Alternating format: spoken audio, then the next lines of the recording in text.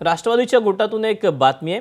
राष्ट्रवादीच्या पार्थ पवारांनी आमदार इद्रिस नायकवडींचा राजीनामा मागितलाय। 15 दिवसांपूर्वी उपमुख्यमंत्री सुनेत्रा पवारांच्या ओएसडींनी इद्रिस नायकवडींना राजीनाम्यासंदर्भात निरोप दिला, मात्र राजीनामा देणार नाही अशी भूमिका नायकवडींनी दिली आहे।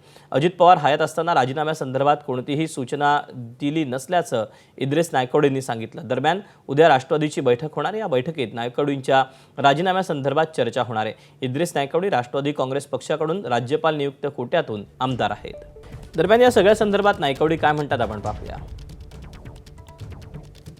इथे की तुमचा राजीनामा मागितला जातोय, मुळात तुमचा राजीनामा का मागितला जातोय आणि एक ओएसडी उपमुख्यमंत्री सुनेत्रा पवार यांच्या आपल्याकडे आले होते अशी देखील माहिती मिळाली। मी आपल्याला पहिला स्पष्ट करू इच्छितो की अशा पद्धतीचं कोणताही निरोप किंवा अशी पद्धतीची कोणतीही चर्चा माझ्या पक्ष नेतृत्वाने माझ्याशी केलेली नाही आहे।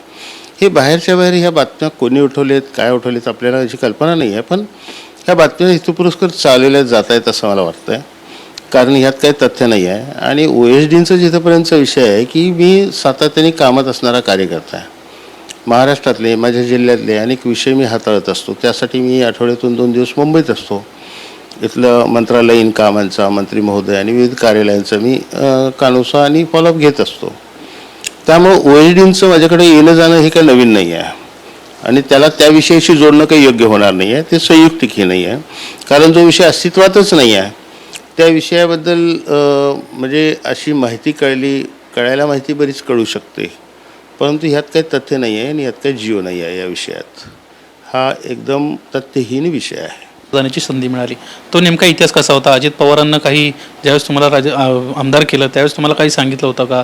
कशा पद्धतीनं तुम्हाला काम करायचं आहे किंवा अल्पसंख्याकांच्या प्रश्नांसंदर्भात तुम्हाला काही ते बोलले होते का? किंवा आगामी काळामध्ये जर पक्षाला अशी काही गरज पडली तर त्यावेळेस काही निर्णय घ्यावा लागू शकतो असं काही ते बोलले होते का?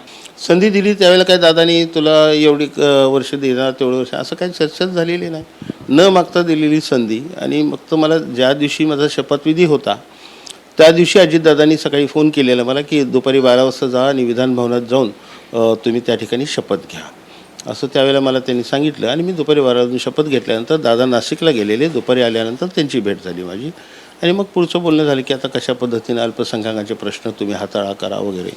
आणि त्यानंतर मध्ये आमच्या आमदारांच्या साप्ताहिक बैठकीत सुद्धा अजितदादांनी सांगितलं की आता तुम्हाला आमदारकी दिली आहे, पुन्हा रिपीट कोणाला मी करणार नाही आणि तुम्ही आता एक विधानसभा मतदारसंघ प्रत्येक आमदारांनी तयार केला पाहिजे विधान परिषदेच्या, अशी त्यांची अपेक्षा होती। त्या दृष्टिकोनातून मी कामाला लागलेलो कार्यकर्ता आहे।